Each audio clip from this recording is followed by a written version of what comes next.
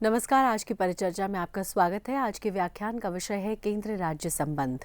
सत्ता के विकेंद्रीकरण के संदर्भ में केंद्र और राज्यों के बीच क्या संबंध है, आज इस एपिसोड के जरिए समझने की कोशिश करेंगे।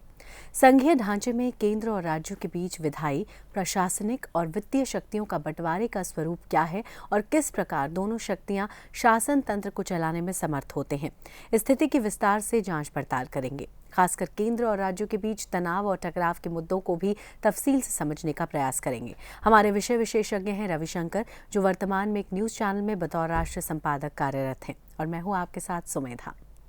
आज के व्याख्यान में हम जिन प्रमुख बिंदुओं पर चर्चा करेंगे वो कुछ इस प्रकार है।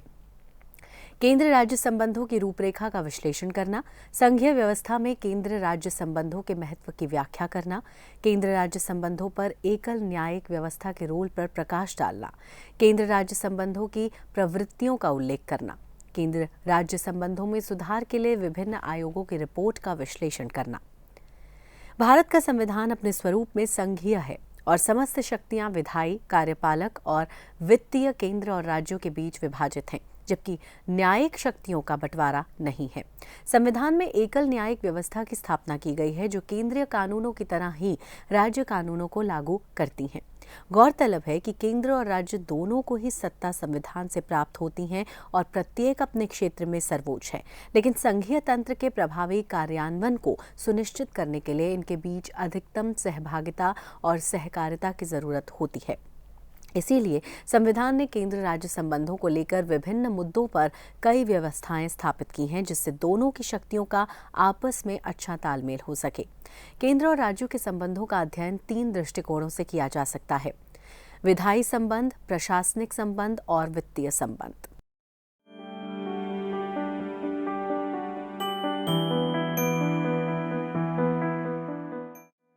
विधायी संबंध संविधान के भाग 11 में अनुच्छेद 245 से 255 तक केंद्र राज्य विधायी संबंधों की चर्चा की गई है।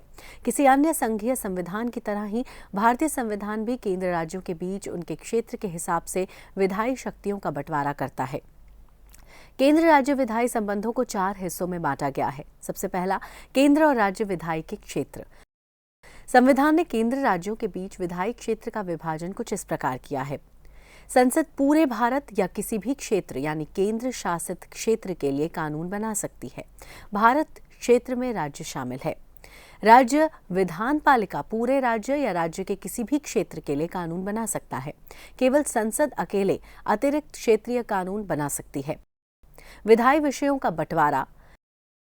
संविधान ने 7वीं अनुसूची में केंद्र और राज्य के बीच विधायी विषयों के संबंध में त्रिस्तरीय व्यवस्था की है। सूची 1 संघ सूची, सूची 2 राज्य सूची, सूची 3 समवर्ती सूची। संघ सूची से संबंधित किसी भी मसले पर कानून बनाने की संसद को विशिष्ट शक्ति प्राप्त है। इस सूची में इस समय 100 विषय हैं, मूलतः 97, जैसे रक्षा, बैंकिंग, मुद्रा, बीमा, केंद्र राज्य, व्यापार एवं वाणिज्य, संचार, विदेशी मामले, आणविक ऊर्जा, जनगणना, लेखा परीक्षा आदि।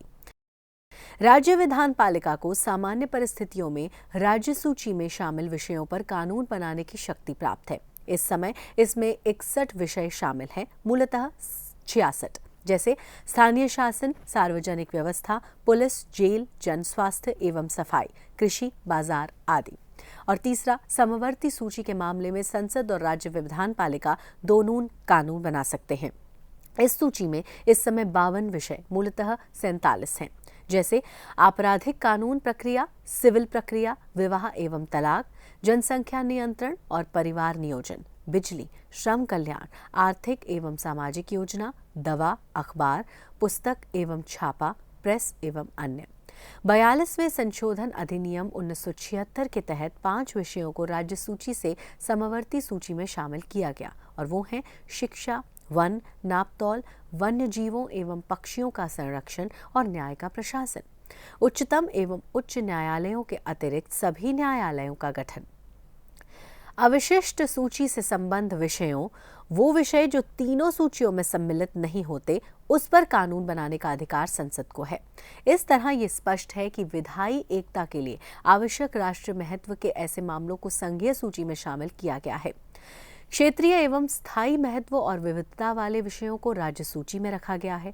जिन विषयों पर पूरे देश में विधायिका की एक रूपता जरूरी है लेकिन अनिवार्य नहीं है, उन्हें समवर्ती सूची में रखा गया है। इस तरह संविधान अनेकता में एकता की अनुमति देता है। संविधान में संघ सूची को राज्य और समवर्ती सूची से ऊपर रखा गया है और समवर्ती सूची को राज्य सूची के ऊपर रखा गया है। संघ सूची और राज्य सूची के बीच टकराव होने की स्थिति में संघ सूची मान्य होगी। यही व्यवस्था संघ सूची और समवर्ती सूची के मामले है। समवर्ती और राज्य सूची में संघर्ष की स्थिति में समवर्ती सूची मान्य होगी। राज्य क्षेत्र में संसदीय कानून की अगर बात करें तो संविधान संसद को ये शक्ति प्रदान करता है कि राज्य सूची के तहत 5 असाधारण परिस्थितियों में कानून बना सकता है।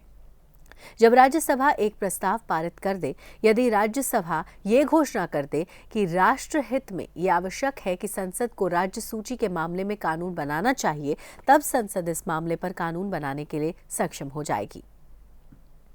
यदि आपातकाल प्रभावी हो जाए तो संसद राज्य सूची के मामलों की शक्तियां अधिग्रहित कर लेती है। हालांकि राज्य विधानपालिका को कानून बनाने पर प्रतिबंध नहीं होती, लेकिन टकराव की स्थिति में संसदीय कानून हावी रहता है।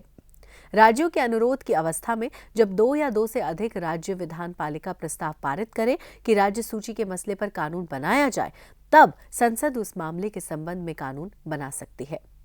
ये कानून उसी राज्यों में प्रभावी होगा जिन्होंने इस मामले में प्रस्ताव पारित किया था। अंतर्राष्ट्रीय समझौतों को लागू करना। संसद राज्य सूची के किसी भी मामले पर अंतर्राष्ट्रीय संधि या समझौते के लिए कानून बना सकती है। ये व्यवस्था केंद्र को अपने अंतर्राष्ट्रीय दायित्व और प्रतिबद्धता को पूरा करने के योग्य बनाती है। राष्ट्रपति शासन के दौरान जब राज्य में राष्ट्रपति शासन लागू हो तो संसद को संबंधित राज्य के लिए राज्य सूची पर कानून बनाने की शक्ति प्राप्त हो जाती है। राज्य कानून पर केंद्र का नियंत्रण। संविधान केंद्र को राज्य सूची पर नियंत्रण के लिए निम्नलिखित मामलों में शक्तिशाली बनाता है। पहला, राज्यपाल कुछ प्रकार के विधेयकों को राष्ट्रपति की अनुशंसा के लिए सुरक्षित रख सकता है। राष्ट्रपति को उन पर विशेष वोटों की शक्ति प्राप्त है। राज्य सूची से संबंधित कुछ मामलों पर विधेयक सिर्फ राष्ट्रपति की पूर्व सहमति पर ही लाया जा सकता है। राष्ट्रपति राज्य विधानपालिका द्वारा पारित धन या वित्त विधेयक को वित्तीय आपातकाल के दौरान सुरक्षित रखने का निर्देश दे सकता है। इन प्रावधानों से स्पष्ट होता है कि संविधान ने विधायी विषयों पर कानून बनाने के मामले में केंद्र की स्थिति ज्यादा शक्तिशाली रखी है। इस संबंध में सरकारिया आयोग, जो कि 1983 से 87 तक रहा, उसमें यह पाया गया कि संघीय सर्वोच्चता की ये नीति संघीय व्यवस्था के प्रभावी और निर्बाध संचालन के लिए अति आवश्यक है। इन तथ्यों से ये स्पष्ट है कि भारत में केंद्र और राज्य के बीच किए गए शक्ति विभाजन में संसद को राज्यों की विधान पालिकाओं की तुलना में कहीं अधिक शक्तियां प्रदान की गई हैं।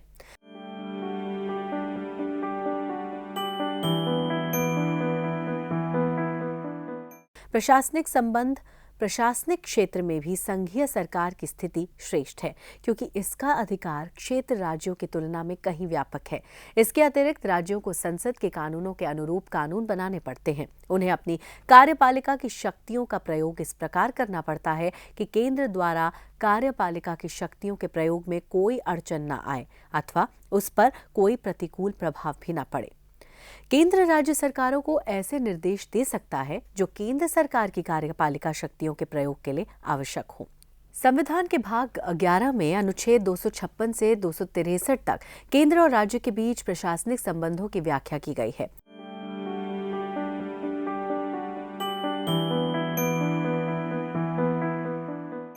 कार्यकारी शक्तियों का बंटवारा।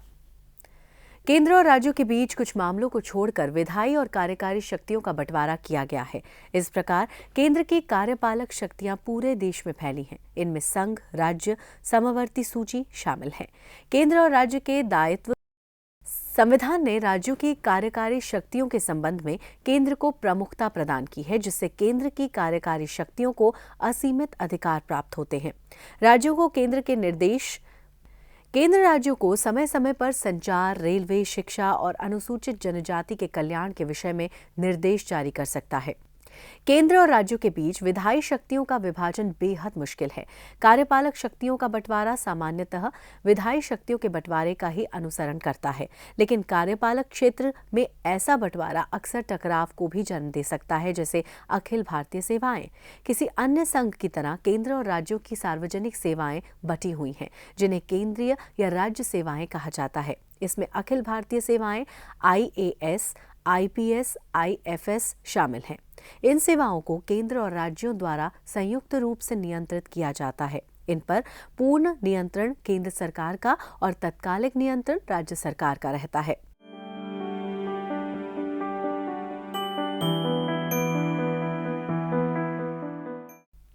यद्यपि भारत में दोहरी राजनीतिक व्यवस्था अपनाई गई है, लेकिन न्याय के प्रशासन में एकल नीति अपनाई गई है। इसमें उच्चतम न्यायालय सर्वोच्च स्तर पर और उच्च न्यायालय इसके नीचे है। ये एकल व्यवस्था ही केंद्र और राज्य के कानूनों का अनुपालन सुनिश्चित करती है। ये व्यवस्था पारस्परिक टकराव और भ्रांति को समाप्त करने के लिए अपनाई गई है।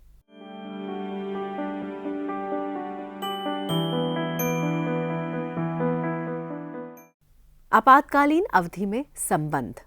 सबसे पहला, राष्ट्रीय आपातकाल के समय अनुच्छेद 352 के अंतर्गत केंद्र को इस बात का अधिकार प्राप्त हो जाता है कि वो किसी भी विषय पर राज्य या राज्यों को निर्देशित कर सकता है।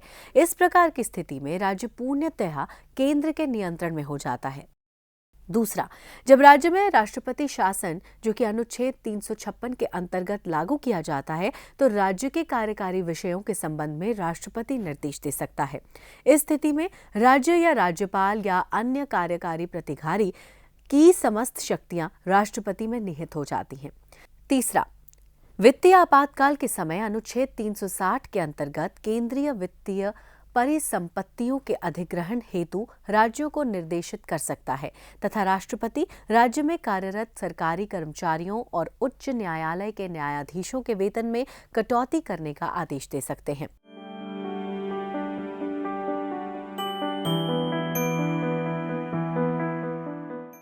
अन्य उपबंध संविधान राज्य के प्रशासन पर केंद्र के नियंत्रण को लेकर निम्नलिखित अन्य उपबंध करता है। अनुच्छेद 355 केंद्र पर 2 कर्तव्यों को लागू करता है: बाहरी आक्रमण और आंतरिक अशांति से प्रत्येक राज्य की सुरक्षा करे और यह सुनिश्चित करना कि प्रत्येक राज्य की सरकार संविधान की व्यवस्थाओं के अनुरूप कार्य कर रही है या नहीं। राज्यों के राज्यपालों को राष्ट्रपति द्वारा नियुक्त किया जाता है। उसका कार्यकाल राष्ट्रपति की दया पर निर्भर करता है। राज्य का संवैधानिक प्रमुख होने के साथ राज्यपाल केंद्र के एजेंट के रूप में भी कार्य करता है। वो राज्य के प्रशासनिक मामलों की रिपोर्ट समय समय पर केंद्र को देता है। राज्य निर्वाचन अधिकारी की नियुक्ति यद्यपि राज्यपाल द्वारा की जाती है, लेकिन उसे राष्ट्रपति द्वारा ही हटाया जा सकता है। इस प्रकार ये स्पष्ट है कि कार्यकारी क्षेत्र में भी केंद्र की स्थिति प्रभावशाली है।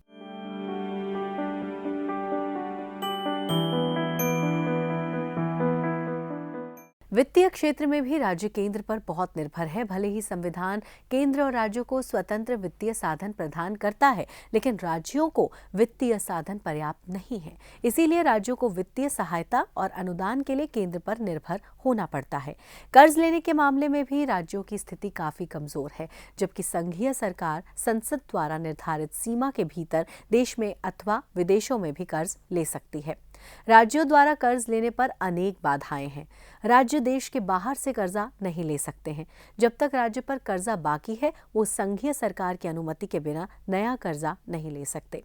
केंद्र सरकार नियंत्रक एवं महालेखा परीक्षक के माध्यम से भी राज्यों के वित्त पर नियंत्रण रखती है।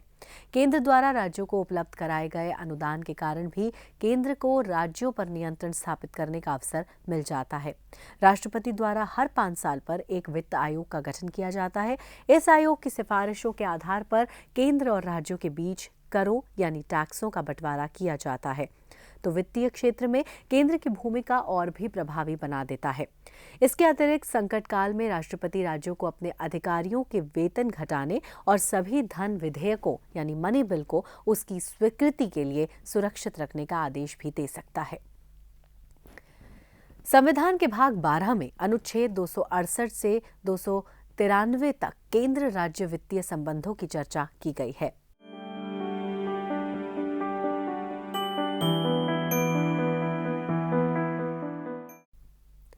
कराधान शक्तियों का आवंटन। संविधान ने केंद्र व राज्यों के बीच निम्नलिखित तरीके से कर शक्तियों का आवंटन किया है। सबसे पहले, संसद के पास संघ सूची जिसकी संख्या 15 है के बारे में कर निर्धारण का विशेष अधिकार है। राज्य विधान पालिका के पास राज्य सूची जिसकी संख्या 20 है पर कर निर्धारण का विशेष अधिकार है। संसद और विधान पालिका दोनों को समवर्ती सूची पर कर लगाने का अधिकार प्राप्त है। कर निर्धारण की अवशेषीय शक्ति संसद में निहित है। इसके तहत संसद ने उपहार कर, समृद्धि कर और व्यय कर लगाए हैं। केंद्र और राज्यों के संबंधों के लिए किए गए विवेचनों से यह स्पष्ट है कि संविधान निर्माताओं ने एक सशक्त केंद्र स्थापित करने का निर्णय किया। केंद्र सरकार न केवल संकट काल में राज्यों पर नियंत्रण रखती है बल्कि साधारण परिस्थितियों में भी विभिन्न तरीकों से राज्यों पर नियंत्रण रखती है। संकट काल में तो केंद्र का राज्यों पर नियंत्रण इतना बढ़ जाता है कि संघीय व्यवस्था एक तरह से एकात्मक रूप धारण कर लेती है।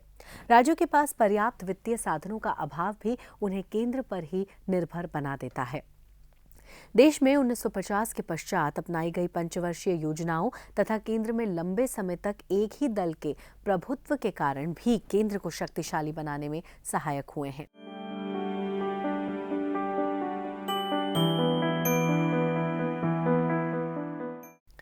1967 तक केंद्र राज्य संबंध व्यापक और सामान्य बने रहे क्योंकि केंद्र और ज्यादातर राज्यों में एक ही दल का शासन था।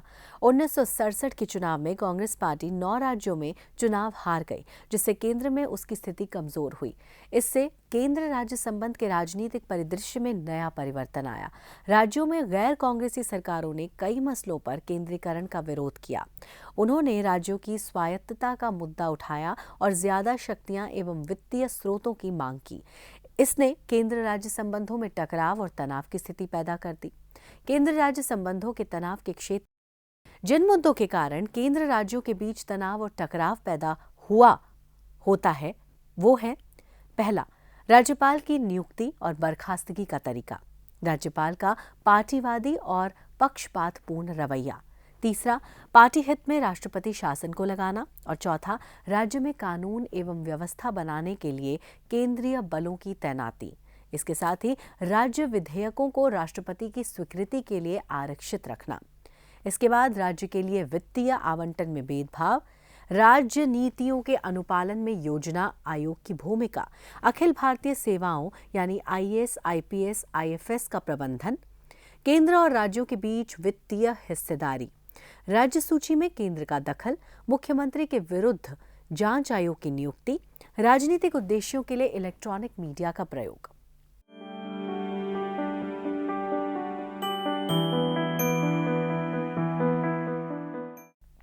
राज्यों द्वारा अधिक स्वायत्तता की मांग और संबंधों में सुधार। राज्यों द्वारा स्वायत्तता की मांग का परीक्षण करने के लिए केंद्र ने अनेक समितियों का गठन किया है। इन समितियों ने अनेक सुझाव दिए, जैसे 1966 में एमसी सीतलवाड़ आयोग ने अंतरजातीय परिषद के गठन का सुझाव दिया। इसके अतिरिक्त वित्त आयोग और योजना आयोग के बीच संबंधों को अधिक तर्क संगत बनाने के लिए उद्देश्यों से अनेक सुझाव दिए। इसी प्रकार प्रशासनिक सुधार आयोग ने सिफारिश की कि केंद्र को राज्यों के लिए सुरक्षित क्षेत्रों से अलग हो जाना चाहिए। आयोग ने राज्यपाल द्वारा स्वेच्छा से प्रयोग की जाने वाली शक्तियों से संबंधित रूपरेखा निर्धारित करने का भी सुझाव दिया। तमिलनाडु सरकार द्वारा केंद्र और राज्य के बीच संबंधों पर विचार करने के लिए 1969 में गठित राजम्मार कमेटी ने भी अंतरजातीय परिषद के गठन का सुझाव दिया और अनुच्छेद 356 के प्रयोग पर अंकुश लगाने की सिफारिश की। समिति का मत था कि अनुच्छेद 356 का प्रयोग केवल राज्य में कानून और व्यवस्था के पूर्ण रूप से भंग होने पर ही किया जाना चाहिए। समिति ने राज्य के विधानसभाओं को शेष अधिकार प्रदान करने का भी समर्थन किया। उपरोक्त सभी सुझाव केंद्र सरकार को स्वीकार नहीं थे।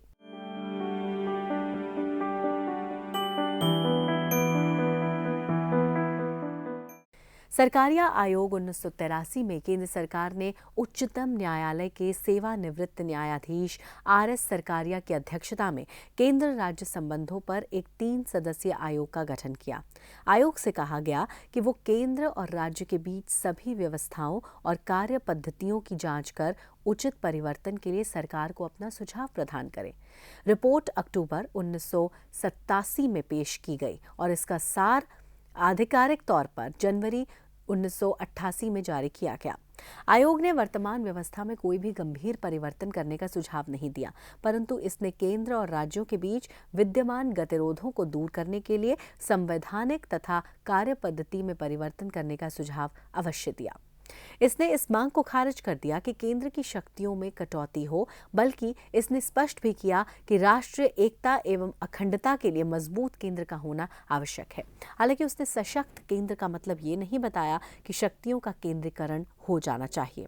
आयोग ने केंद्र सरकार को शक्तियों को कम करने अथवा राज्य और समवर्ती सूची में नए विषयों को जोड़े जाने का समर्थन नहीं किया। आयोग ने सिफारिश की कि समवर्ती सूची के संबंध में केंद्र द्वारा राज्यों से परामर्श किया जाना चाहिए, जैसा कि अभी तक नहीं किया गया। सरकारिया आयोग द्वारा की गई सिफारिशों को न तो राजीव गांधी की कांग्रेस सरकार ने और न ही वीपी सिंह की राष्ट्रीय मोर्चा सरकार ने स्वीकार किया। बाद में जब पीवी नरसिम्हा राव के नेतृत्व में कांग्रेस पुनः सत्ता में आई तो इसने सरकारिया आयोग की कुछ सिफारिशों को लागू करने का निर्णय लिया। इसके पश्चात जब जून 1996 में देवेगौड़ा की संयुक्त मोर्चा सरकार सत्ता में आई तो इसने भारतीय व्यवस्था को वास्तविक संघीय स्वरूप देने के उद्देश्य से सरकारिया आयोग की सिफारिशों को पूरी तरह से लागू करने की घोषणा की। इसने सरकारिया कमीशन की सिफारिशों का निरीक्षण करने और उन्हें आधुनिकतम बनाने के उद्देश्य से एक उच्च स्तरीय समिति का गठन किया। सरकार ने 6 साल के अंतराल के बाद अंतरजातीय परिषद को सक्रिय किया और केंद्र व राज्यों के बीच विवादपूर्ण विषयों का परीक्षण करने के लिए एक पैनल का गठन किया। जनवरी 1999 में इंटर स्टेट काउंसिल ने सरकारिया आयोग द्वारा की गई सिफारिशों में से 124 सिफारिशों को स्वीकार करने का निर्णय किया।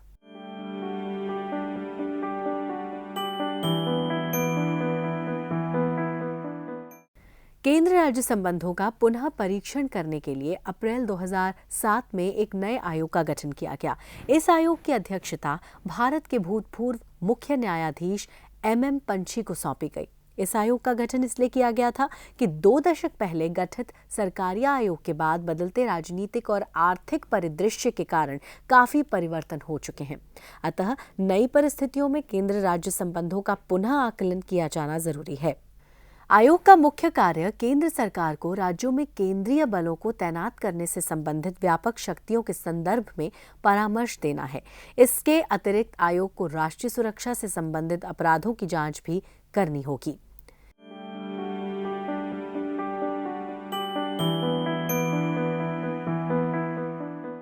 संविधान के अनुच्छेद 355 और 356 में संशोधन, जिससे केंद्र थोड़े समय के लिए राज्य को अपने शासन के अंतर्गत ले सकेगा। अमेरिकी होमलैंड सिक्योरिटी डिपार्टमेंट की तर्ज पर एक विभाग का गठन करना व राष्ट्रीय एकता परिषद को अधिक अधिकार प्रदान करना। सांप्रदायिक हिंसा विधेयक में संशोधन, जिससे केंद्र बिना राज्य सरकार की अनुमति के केंद्रीय सुरक्षा बलों को संबंधित राज्य में तैनात कर सके। राज्यपाल की नियुक्ति में मुख्यमंत्री से भी सलाह ली जाए। राज्य सरकार की इच्छा के बगैर राज्यपाल को किसी मंत्री के खिलाफ मुकदमा चलाने का आदेश देने का अधिकार होना चाहिए।